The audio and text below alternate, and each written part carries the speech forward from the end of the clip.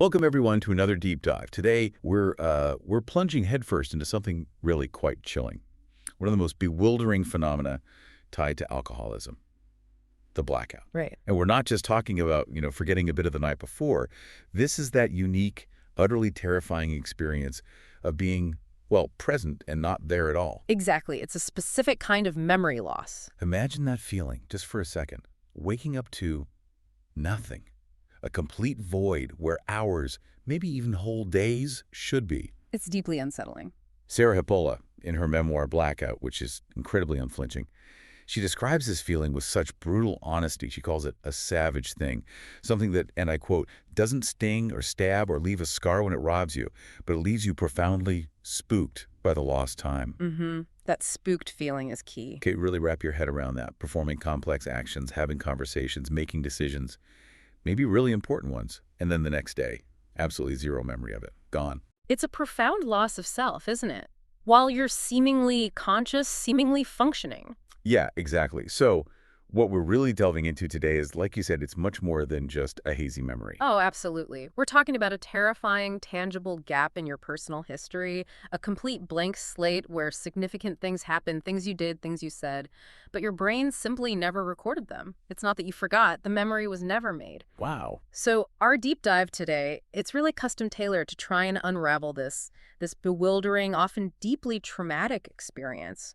We'll explore it using some powerful personal stories, very much like Hepola's own journey, and we'll draw insights from, well, a lot of recovery literature. Right. Our mission really is to examine the terrifying nature of these blackouts, their undeniable link to a life that's spun completely out of control, and that often chaotic, fear-filled journey that ultimately, for many people, leads to the profound clarity, the genuine peace they find in the first step of recovery. And for you listening, why is understanding this so critical? Why is it so vital? Because, honestly, it's such a stark, undeniable sign. A hallmark of a life spiraling into deep unmanageability. It really is. It's a physical manifestation almost of that deeper mental and spiritual chaos that pretty much always comes before true, lasting recovery. And even though these stories of addiction are so deeply personal, so unique to the individual, they carry these universal truths, don't they? They resonate, whether it's your own experience maybe, or perhaps the story of someone you care about. You'll probably hear echoes here. That resonance is powerful. So today, we're going to trace this really harrowing journey, starting with the sheer confusion, the terror of that lost time, moving through the desperate struggle to make sense of a life just consumed by chaos, then to that pivotal, often really painful moment of surrender, and finally, hopefully, that first sweet, liberating glimpse of serenity. So let's really get into this. Okay, so let's start right there, defining what we actually mean by a blackout, because it's a term that gets thrown around, maybe misunderstood sometimes. It's definitely not just having a fuzzy memory after a big night out, right? There's a key difference. Absolutely. And that distinction isn't just important. It's crucial for getting the gravity of the situation. A blackout is, like you said, far more than just fuzzy memories or not recalling every single detail. It's a physiological event, a period where the brain literally fails to create new long-term memories. That's the core of it. It fails to create them. Exactly. And what's so astonishing and frankly terrifying is that during this time, the person can look completely conscious. They can walk, talk, engage in really complex interactions, even make decisions. Sometimes they sound perfectly articulate. Wow. Think of it like your brain's recording function, the part that lays down those permanent memory tracks. It's just switched off. Completely off. But the live playback, the part driving your actions right now, that's still running perfectly fine. The lights are on, but nobody's home to remember. Precisely. And that's profoundly different from what some people call a brownout or maybe a gray out. Right, I've heard those terms. Yeah, where the memories are patchy, fragmented, maybe like static on a radio, but sometimes you can retrieve bits with cues or if someone reminds you of something. In a true alcoholic blackout, those memories just don't exist. They're not hiding somewhere deep down. They were never recorded, period. That's the part that it really unnerves me. That disconnect you're describing. Hepola captures it so perfectly. This terrifying gap between doing something and remembering it. She talks about the shock of someone telling her in detail, you sat at the bottom of the steps crying and you said, everyone loved me more than you. You don't remember that. And her absolute, just visceral shock, realizing she had, quote, no idea this could happen, You could be present and not there at all. Exactly. It's like a part of you is awake, functioning almost like a puppet. Right. But the essential you, the one who remembers and reflects and learns, just absent. That profound disconnect, it's not just a symptom, it's really a defining characteristic of the blackout experience. It's not merely a gap in time or a missing chunk of the evening. It's a temporary erasure of the subjective self, the conscious witness to your own life.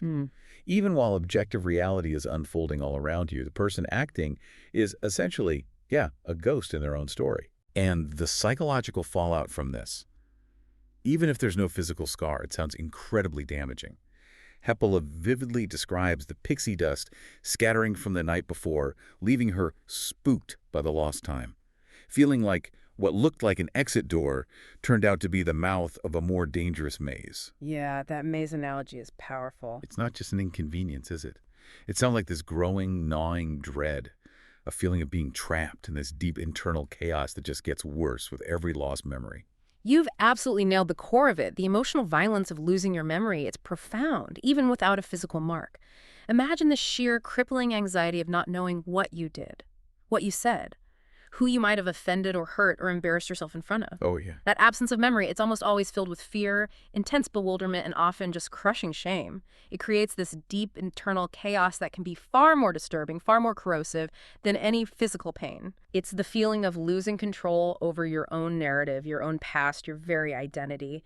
And that can be absolutely terrifying. It chips away at your sense of self, makes you distrust your own mind, your own experiences. That fear makes a visceral kind of sense, definitely. But I'm curious, what's actually happening like deep down in the brain to cause this kind of total memory failure? Are we talking about just a temporary glitch, or is it something more serious, something potentially leaving lasting damage? We are absolutely looking at a serious physiological disruption and often, yes, lasting damage. It's not just a temporary inconvenience. When we talk about episodic drinking, and just to be clear, the definition is consuming 4 drinks for women, 5 for men, in a single session. Right. That level of alcohol intake can quite literally injure the brain by causing the death of neurons. Neuron death, wow. Yes.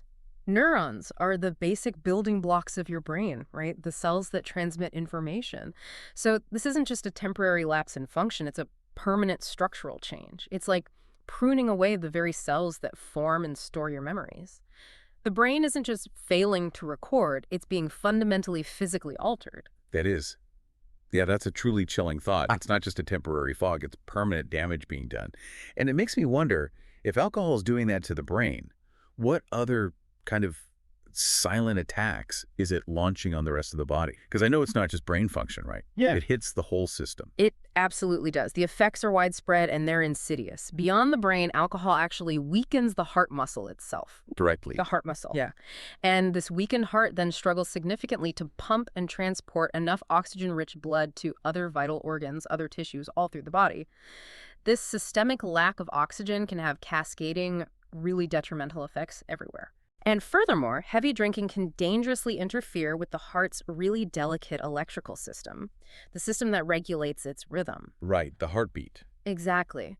And this can lead to 2 critical problems. It can cause blood clots, because the heart might not beat strongly or regularly enough, letting blood pool. Or it can cause the heart to beat dangerously fast, which prevents the chambers from filling properly, and that also reduces oxygen delivery to the body and brain. So it's hitting oxygen delivery multiple ways. Precisely.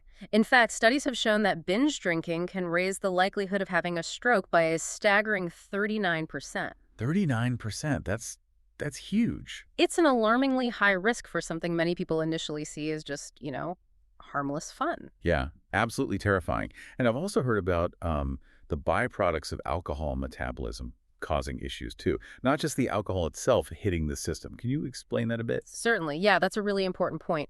One key byproduct of alcohol metabolism, a particularly nasty one, is called acetaldehyde. Acetaldehyde. Okay. This chemical plays a really significant and quite disruptive role in those more bizarre and complicated chemical reactions that happen in the brain, especially during and after heavy drinking.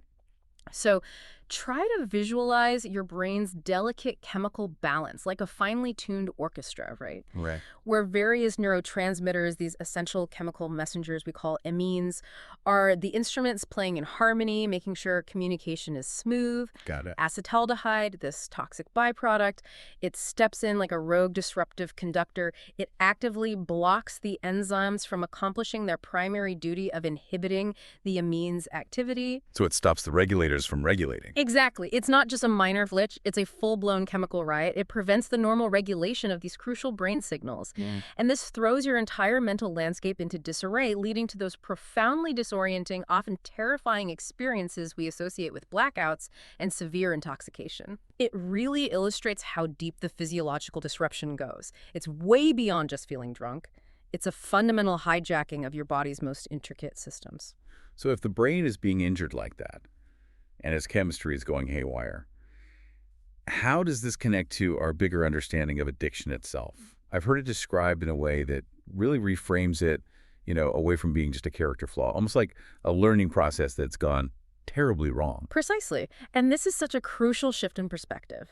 It's really revolutionized how we understand addiction. Addiction is increasingly understood not as a moral failing or a simple lack of willpower, but as a learning disorder. A learning disorder. Yeah, it's characterized by the compulsive use of a substance or compulsive engagement in a behavior despite ongoing negative consequences.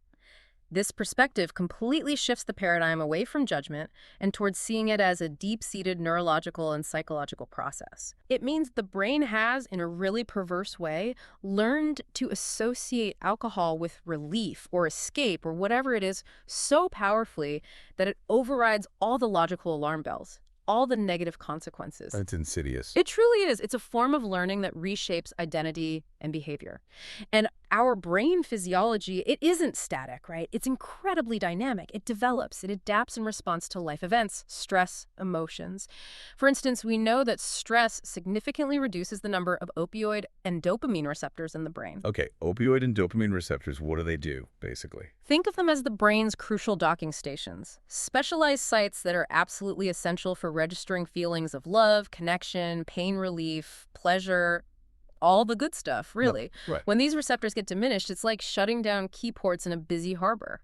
Your natural, innate capacity for joy, for comfort, for deep connection, it gets fundamentally compromised. So you're left feeling empty. Exactly. It creates this profound emotional and spiritual void.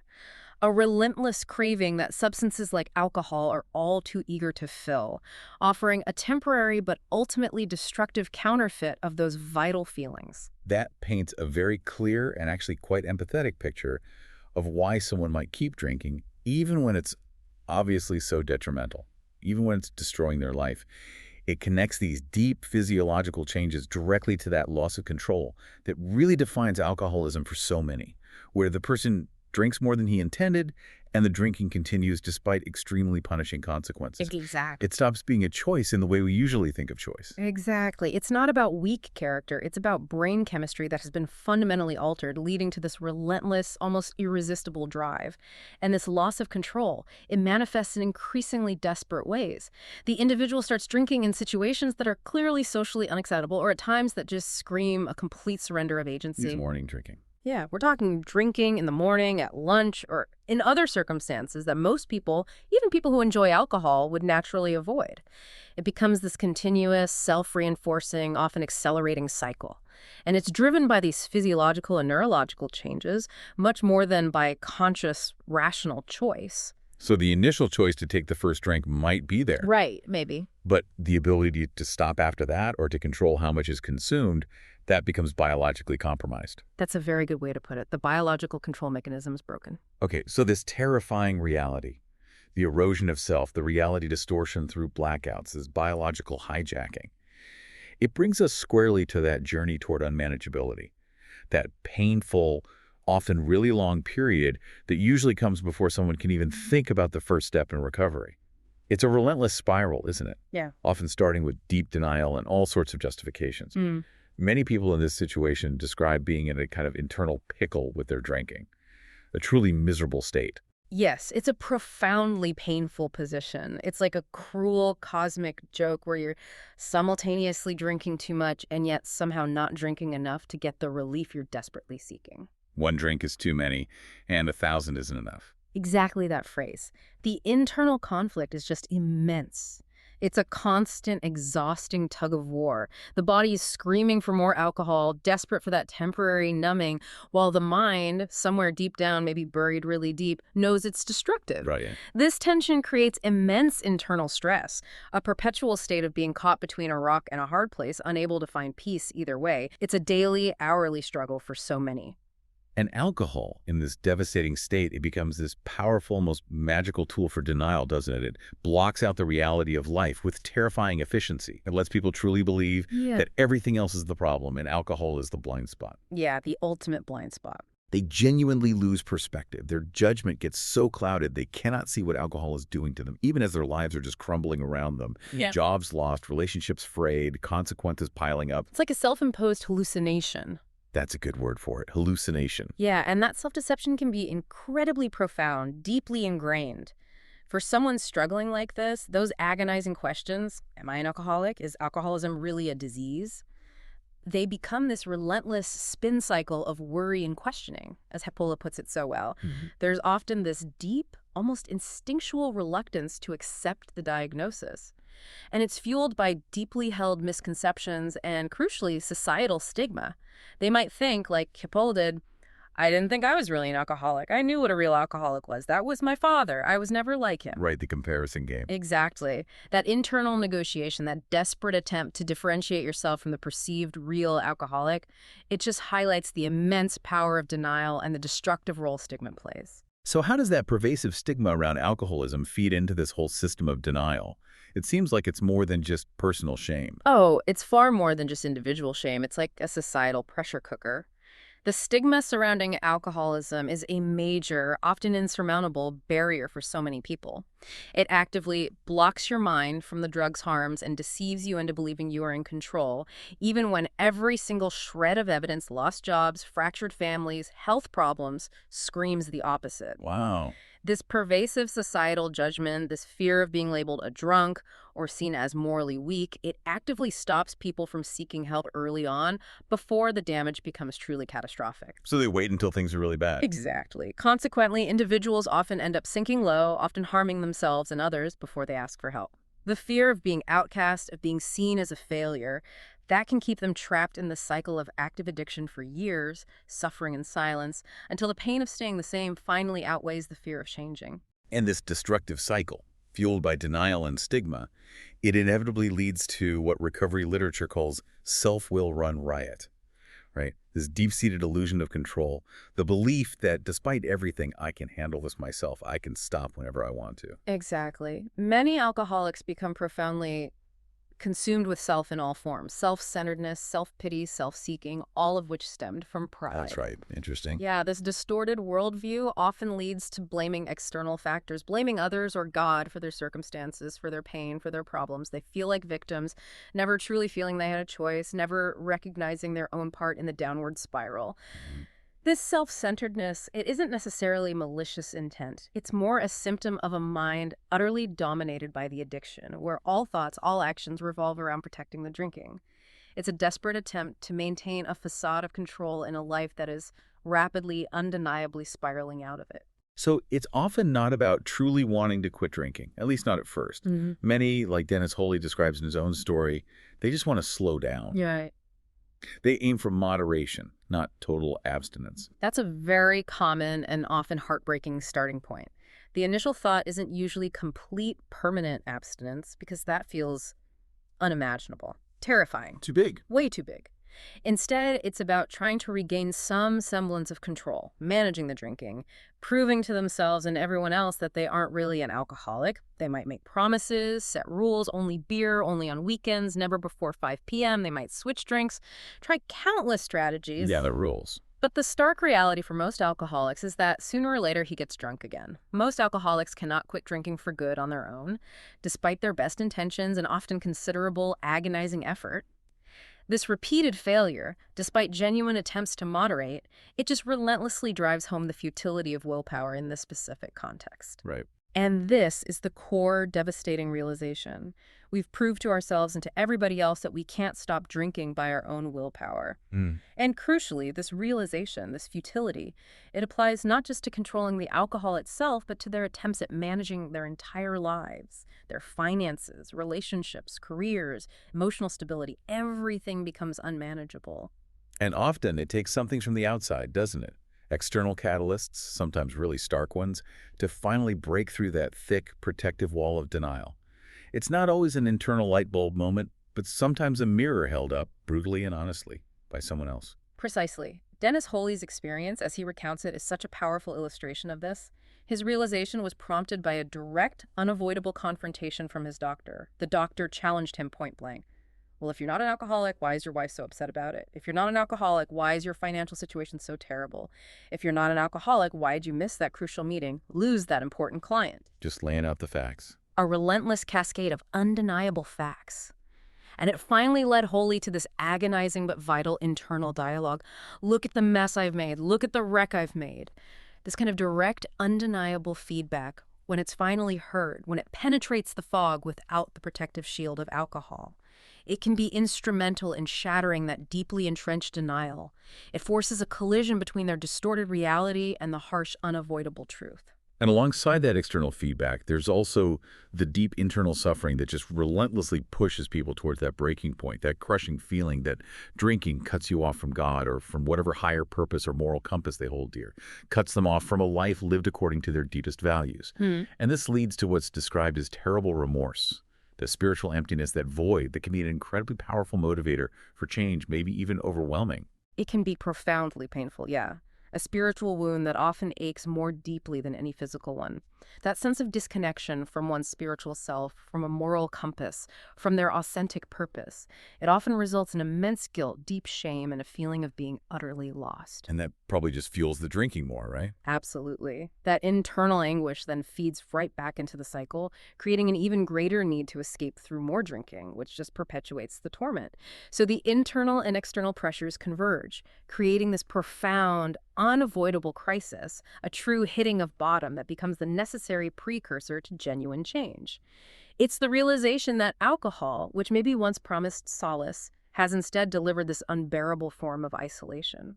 Okay, so this intense, often crushing pressure, it eventually leads to this pivotal transformative moment, the path to surrender, to finally facing the unmanageable. And like you said, this isn't always some dramatic Hollywood-style rock-bottom moment, though for some, I guess it can be. No, it's very rarely a single cinematic event. While some definitely experience a clear, undeniable physical bottom, like one person recounting, I was killing myself drinking, I'd quit eating, it was a complete alcohol diet. Wow. The realization of unmanageability often extends far beyond just the physical. It encompasses a complete mental, emotional, and spiritual bankruptcy. A deep, pervasive emptiness that no amount of alcohol can touch anymore. Right. This is the ultimate, inescapable conviction. My life had become unmanageable. Full stop. This is the point where the relentless questioning, the elaborate justifications, the deep-seated denial, it finally cracks. And a raw, often terrifying acceptance starts to seep in. It's the moment the mind stops fighting the undeniable truth. And just before that acceptance, before that crucial surrender, there's often that state you mentioned, the paralysis of fear. This truly terrifying state of being afraid to drink, afraid not to. It sounds like being trapped. It is. Causing people to retreat into this self-imposed, supposedly safe world where nothing ever happened. But it sounds more like a living death. That paralysis is a quintessential manifestation of utter powerlessness. The individual is trapped in this agonizing no man's land, caught between the known horrors of active drinking and the equally terrifying unknown terrors of getting sober. They're unable to move meaningfully in either direction, unable to make a decision that feels right or safe. And that safe world where nothing ever happened, it isn't safe at all. It's a self-imposed prison of isolation, anxiety, and stagnation. It's a life on hold, consumed by dread, where every action or inaction is fraught with anxiety. It's born directly from the chaos alcohol has created, a desperate attempt to control what has become uncontrollable, leading to this insidious self-imprisonment. So when that denial finally breaks, when the unmanageability is fully recognized, deeply felt, it brings us to the first step of recovery programs, We admitted we were powerless over alcohol, that our lives had become unmanageable. On the surface, the words sound so simple, almost deceptively simple. But clearly the journey to truly accept it, to embrace it, is anything but simple. The wording is indeed simple, almost stark, but the truth it holds is absolutely monumental, and it's so important to emphasize. This isn't an admission of weakness, like many might initially think. Right. Rather, it's a profound, courageous, deeply realistic act of facing reality, head on. It's about acknowledging with absolute clarity that your own resources, your own willpower, your own intelligence, your own cunning are utterly insufficient to control this problem. This initial acceptance, this profound surrender, it's the absolute key that unlocks the door to recovery. Without it, everything else is built on a foundation of sand. And part of this surrender, as I understand it, involves letting go of an entire philosophy of self-sufficiency. For many people, especially maybe in Western cultures, that's such a deeply ingrained way of approaching life, almost a core part of identity. Letting that go must be incredibly hard. It truly is. Fully accepting the first step demands that our whole treasured philosophy of self-sufficiency had to be cast aside. This isn't a minor tweak. It's a huge, almost revolutionary paradigm shift. Moving away from that deep belief that you can, or even should, handle everything alone. It's admitting that the strategies that worked in other areas of life determination, intellect, sheer force of will, have not only failed here, but have actually perpetuated the problem. Right. Trying harder made it worse. Exactly. It's about letting go of that old-fashioned willpower, which has repeatedly proven useless against the biological and psychological grip of addiction. Instead, it's about developing the willingness to accept these new facts of living, the undeniable facts of powerlessness over alcohol and the resulting unmanageable life. When that willingness is genuinely there, when the person is truly ready to, well, throw in the towel, a remarkable, often immediate shift happens. As the recovery literature often suggests, when you're ready to surrender, a spiritual power, however you understand it, gives us, by His grace, the free gift of sobriety. And crucially, we can't take any credit for having stopped drinking because we didn't do it by our own willpower. So it removes the pride factor again. Precisely. It removes pride and replaces it with this profound, liberating sense of gratitude and humility. You didn't conquer it. You surrendered to find freedom. This isn't a solo journey, though, is it? The role of other people, especially other alcoholics, seems absolutely critical in taking this first step, in finding the courage to even consider surrendering. Right. Bill Wilson's own experience, right? Yeah. The co-founder of AA. It powerfully highlights the transformative power of one alcoholic talking to another. That identification is not just helpful, it is absolutely foundational, indispensable, really. Bill Wilson's own path, as noted in AA's early history, powerfully underscored the striking nature of this emphasis to those in early contact with AA. It's about finding a mirror, seeing yourself reflected honestly, sometimes for the very first time, in someone else's story. Individuals often describe this by saying things like, I found others who occupied the same quadrant of hell as I did. I heard people describe my inner life when they shared theirs. This profound resonance, the shared experience of suffering and recovery, creates an environment where true, unvarnished honesty can finally flourish without judgment. Safe space. A truly safe space. Even if someone initially rejects the methods or the spiritual side of recovery, the sheer honesty alone breathed fresh air into the dark, twisty parts of me that had been so long knotted up. Oh. That sense of not being alone, of shared struggle and, importantly, shared solution, provides this powerful external support that bolsters your internal resolve. It gives hope where maybe there was only despair before. It sounds like the community, this fellowship of shared experience, provides this crucial connection, almost a spiritual one, to fight that intense isolation that seems to go hand in hand with active addiction. Indeed, it's a collective realization that fosters deep connection and profoundly reduces those feelings of alienation and shame.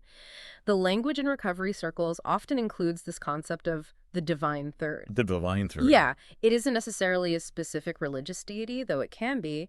It's more the idea that God's spirit may be everything to my soul, or that the divine third is always there to help me. It signifies that recovery isn't meant to be, and probably can't truly be, a solitary journey fought in isolation. Right. It's a collective effort drawing on both your internal spiritual resources, however you define them, and that external communal support. This profound sense of belonging, of shared purpose, is critical for sustaining long-term recovery. It provides the scaffolding of support that individuals can lean on as they rebuild their lives from the ground up. Okay, so after facing that abyss of unmanageability, after grappling with all those internal battles and finally taking that incredibly courageous first step, there's a promise of something new, a profound shift, almost like putting on a new pair of glasses, as you mentioned earlier. It sounds like a total reorientation of how you see everything. That's a perfect analogy. And truly, it's far more than just a minor adjustment. Chuxi, who's a really revered figure in recovery literature, he emphasizes the profound impact of shifting our perspectives, akin to putting on a new pair of glasses to uncover a life brimming with hope, serenity, and purpose. Hope, serenity, and purpose. That sounds pretty good. Doesn't it? This isn't just a slight change in outlook. It's a fundamental transformation in how you perceive life, yourself, your place in the world. It's the immediate, tangible fruit of fully embracing that first step, of truly admitting powerlessness. The moment someone can genuinely accept these facts, our release from the alcohol compulsion had begun. The compulsion lifts. It begins to lift. This marks the end of that relentless, vicious cycle. Drinking, remorse, shame, drinking again. Instead, it's the beginning of what's described as a benign circle where confidence and poise follow sobriety. It's a shift from that downward spiral to an upward trajectory, finally. And this incredible shift in perspective, it often opens the door to something even deeper, right? A spiritual awakening, which is explicitly explored in the second step, came to believe that a power greater than ourselves could restore us to sanity. What does sanity mean here? And does it absolutely require a specific religious belief or following a particular faith? That's a critical question, and yeah, it's really important to clarify. It doesn't demand adherence to any particular religious doctrine or dogma at all. Sanity in this context refers specifically to freedom from the obsessive self-destructive patterns of addiction. Okay. It's about regaining sound judgment, a rational approach to life, the ability to distinguish between what's real and what's the delusion of the disease, all those faculties that alcohol had just ruthlessly hijacked. Right. The step invites an openness to a power greater than ourselves. And this can be understood in purely personal, individual terms. For some, sure, it might be a traditional God. For others, it could be the collective strength and wisdom of the recovery group itself.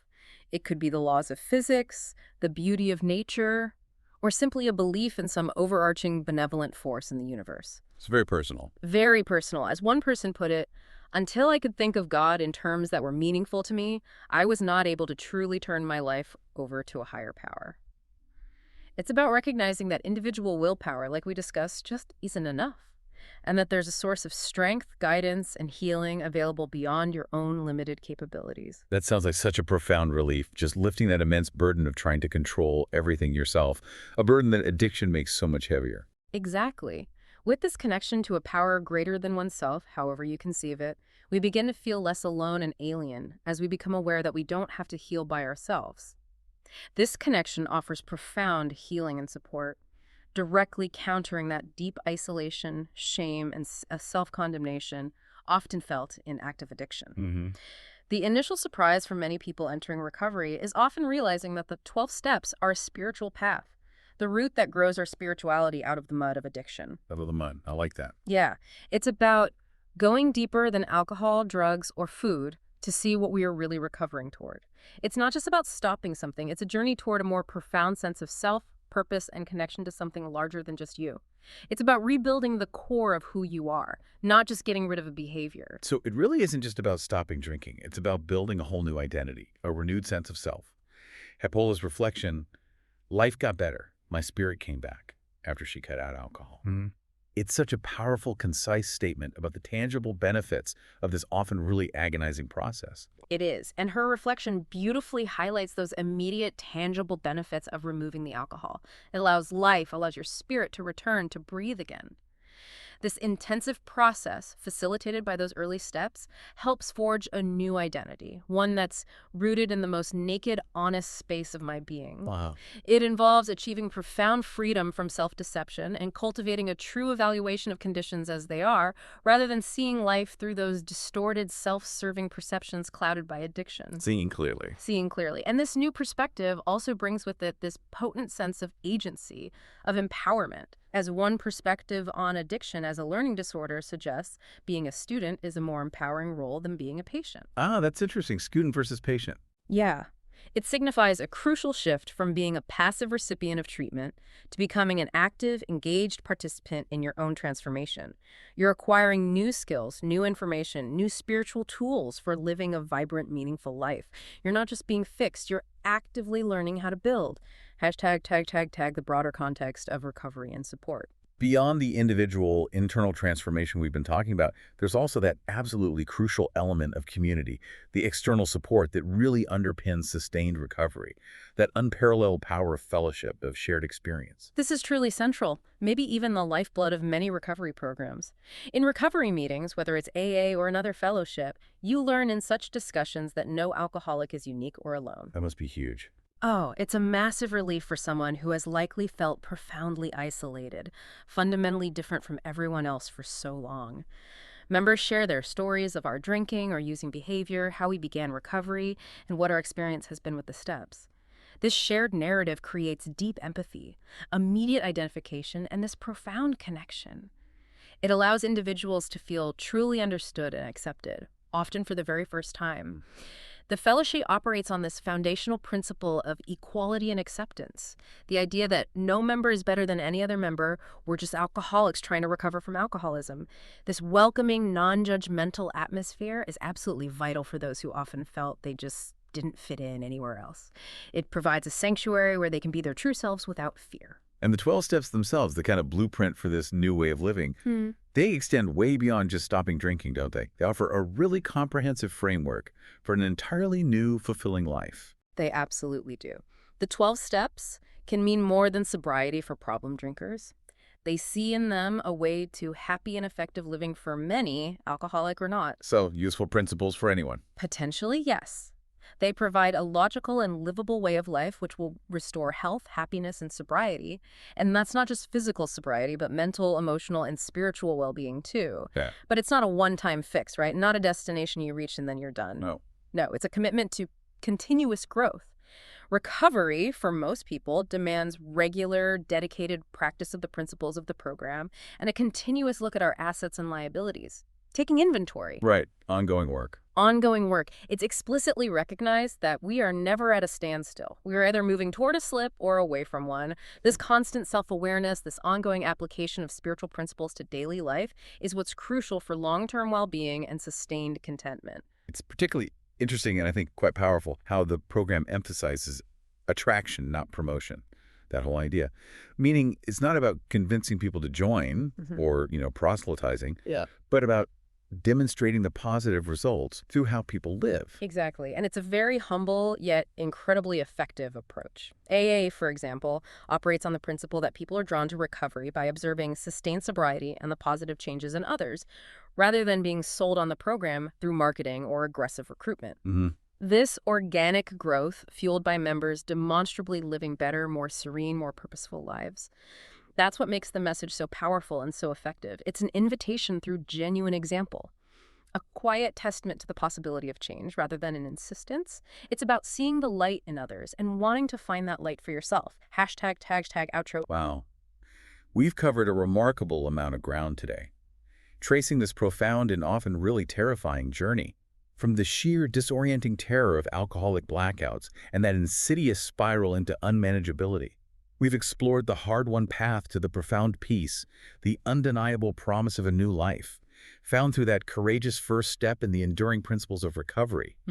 It's truly a journey from utter chaos and fragmented memories to a grounded, purposeful existence built on honesty and connection. Indeed. We've really seen how the acceptance of powerlessness, the turning to a power greater than oneself, and that absolutely crucial role of community, how they're all intertwined, indispensable threads in this transformative journey. It's about rebuilding a life, not just from the outside in, but fundamentally from the inside out. Now, as we leave you today, maybe consider this thought. If we truly understood that the physical experience of a blackout, that lost time, those missing memories, is merely a profound reflection of a deeper spiritual blackout, a disconnection from our true selves, our innate purpose, the light within us. If we really saw it that way, what small, deliberate step would you take today to begin to relight that inner lamp? After all, as a Hasidic saying wisely puts it, if a man carries his own lantern, he need not fear darkness. The tools for illumination are often much closer than we think.